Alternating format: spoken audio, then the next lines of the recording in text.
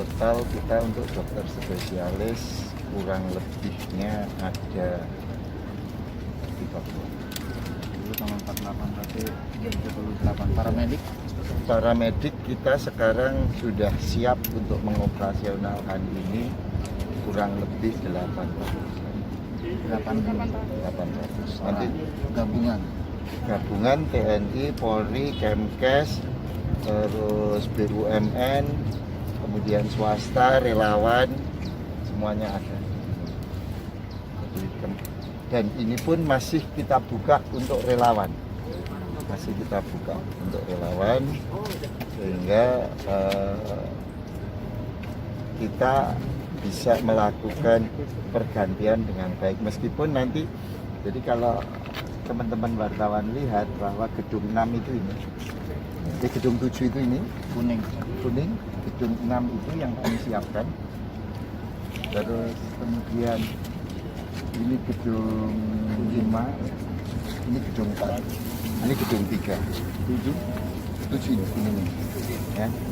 Sekarang yang akan kita operasional dan kita tinggal adalah gedung 7. Tapi gedung-gedung yang lain untuk karantina dan isolasi sudah siap, sudah bersih, sudah siap. Sehingga bila ini tidak mampu menampung, akan kita tampung di sana. Jadi ini dulu. Ya, karena di sini di lantai 1 ada IGD dan ada pemeriksaan lab, pemeriksaan radiologi.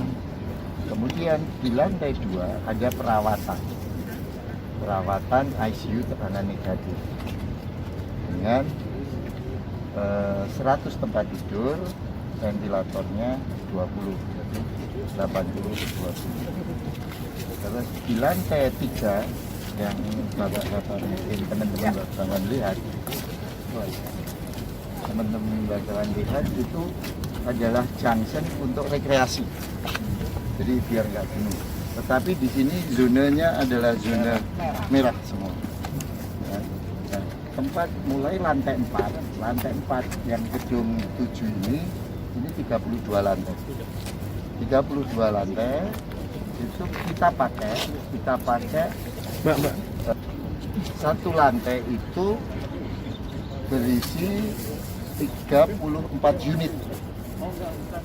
Kita pakai 2 unit, satu untuk perawat, satu untuk poliklinik. Nanti akan saya jelaskan mekanisme kita ketika kita sudah di dalam sini. 32 tempat tidur. Satu unit terdapat 2 kamar, sehingga kita ada 2 tempat tidur di masing-masing unit. Jadi kalau satu lantai itu berarti 64 tempat tidur. Darurat COVID-19, di mana pengoperasian rumah sakit darurat ini kebetulan kami dengan dari Kementerian Kesehatan yang menjadi leadernya. Kemudian kami dibantu oleh TNI, Polri, kemudian organisasi profesi, ini Perhimpunan Paru, juga ID, BUMN, Kementerian Kesehatan. Dari sini nanti alur akan kita mulai dari sini. Pasien datang, kita screening, kemudian yang screening pertama dilakukan oleh dokter. Kalau mereka diindikasikan adanya pasien atau yang sakit, kita gesek ke kanan daripada arah ke sana, ke kanan. Sementara kalau yang mengantar kita arahkan ke kiri. Dari yang mengantar ini akan kita minta data, termasuk inform consent, sehingga tidak ada pengantar yang bisa berhubungan lagi. Tetapi nanti kami dari petugas ini bila ada apa-apa, baik itu sembuh mau pulang, akan kami beritahu. Bukan untuk mengambil, kemungkinan akan kami antar. Kemudian mereka yang sudah dari screening ini masuk ke triase. Kita langsung ke sana, teman-teman.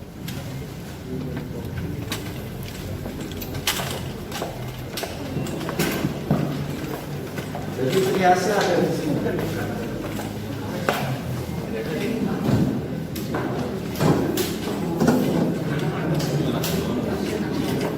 Jadi di sini paperless, semua data pakai SIM rumah sakit. SIM ini disiapkan oleh vendornya daripada Kementerian Kesehatan. Jadi kami bekerja sama semuanya para unsur dari negeri ini bersama-sama menangani dan mengawaki daripada rumah sakit darurat COVID-19. Jadi di sini nanti ada anamnesa yang dilakukan oleh dokter kami. Dokter yang menganamnesa mulai perawat yang di depan maupun di sini semua pakai APD. Harapan kami akan memberikan kenyamanan terhadap tenaga medis supaya meminimalkan terjadinya hal-hal yang tidak kita inginkan. Dari sini mereka masuk ke IGD.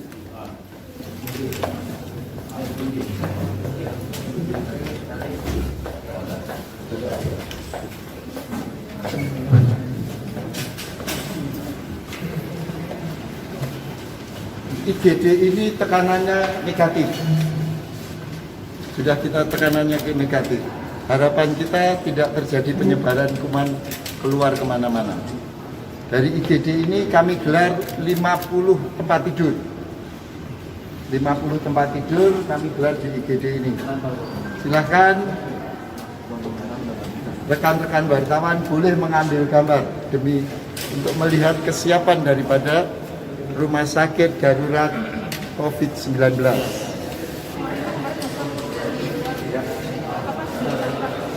Sudah.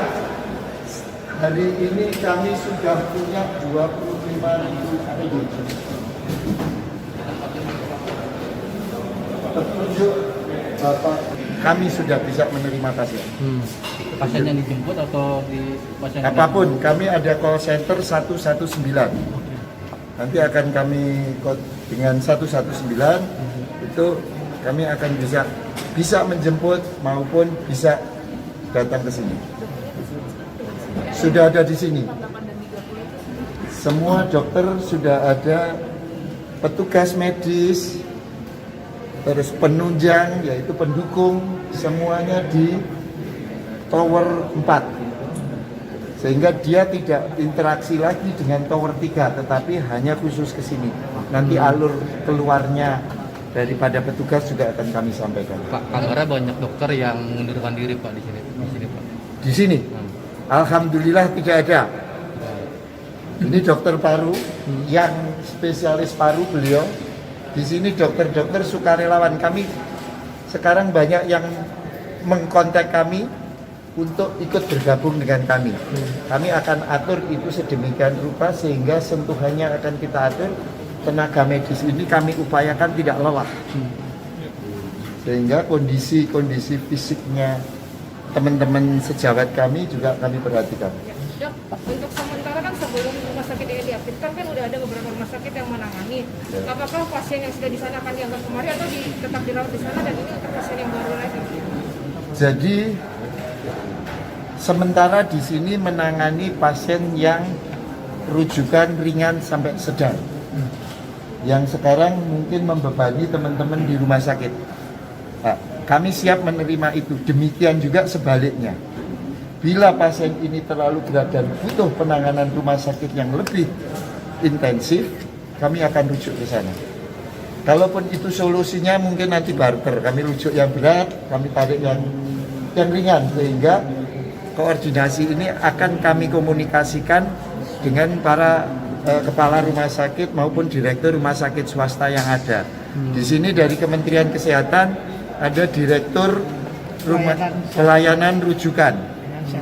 Pelayanan kesehatan rujukan. Beliau yang berkomunikasi dengan rumah sakit jejaring maupun rumah sakit swasta. Pak, untuk satu kamar itu bisa ada buat berapa pasien Pak? Karena kan ada bednya itu satu kamar itu ada 2 atau 3 bed Pak. 2. Kami sekarang satu unit akan kami isi 2 pasien, 2 bed yang kami manfaatkan. Jadi masing-masing unit kita manfaatkan 2 bed. Jadi live di pasien floor yang ganjil untuk perempuan, floor yang genap untuk laki-laki. Jadi kalau 34 unit berarti ada 64 bed ya? 64. Jadi ini 34 unit, 1 unit. Jadi masing-masing lantai kami akan menempatkan 3 perawat dengan APD full, 3 perawat. Kita pakai 1 unit. Kemudian kita pakai 1 unit kembali untuk poliklinik. Nah, yang 32 unit, yang masing-masing unit ada 2 tempat tidur, kita pakai untuk isolasi maupun karantina. Bila ini kita akan bikin grup, ya, kemudian keluhan BH disampaikan via WA sama-sama. Jadi ada satu alat komunikasi yang kita manfaatkan. Nanti kita sampai di atas.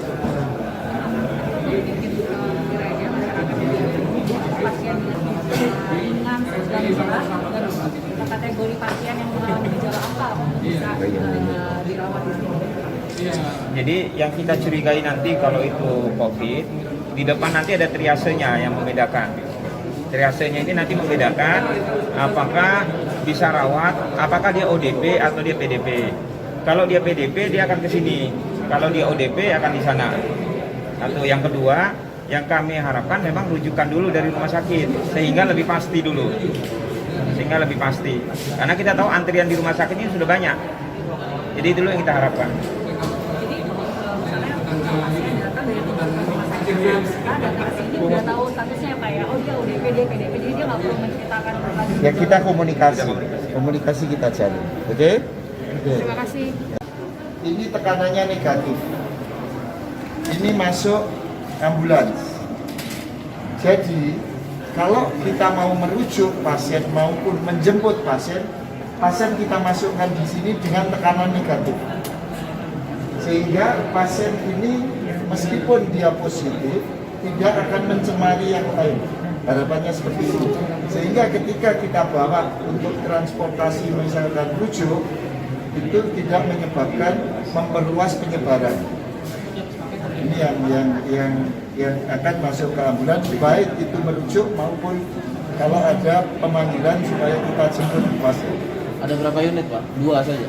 Sementara 2, kita punya 3, dari Marinir ada 1, ini 2, nanti kita lagi pesen lagi, mungkin kita akan melengkapi ini 10, tetapi secara bertahap.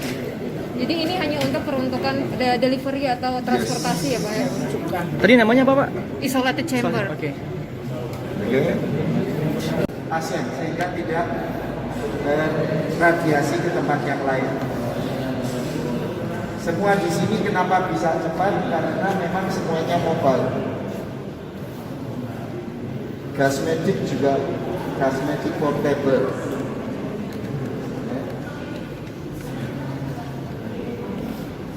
Nah, ini nanti kita ada 6 ronsen mobile yang akan kita tempatkan di ruangan yang sebelah sini. Di belakang ada lab sederhana.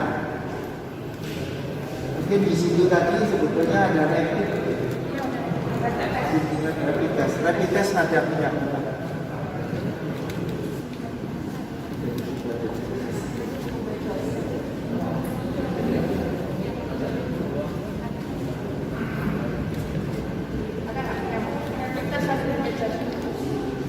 Ada 80 tempat tidur. 80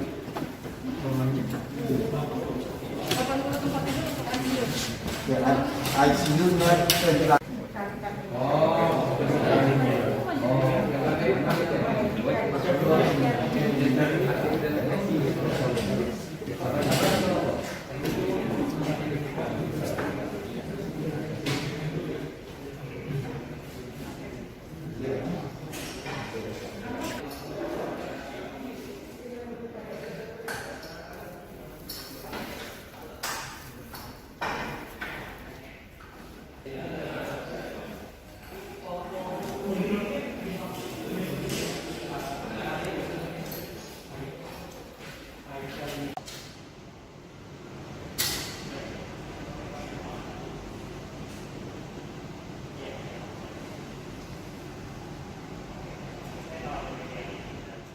Terima kasih sudah nonton. Jangan lupa like, subscribe, dan share ya.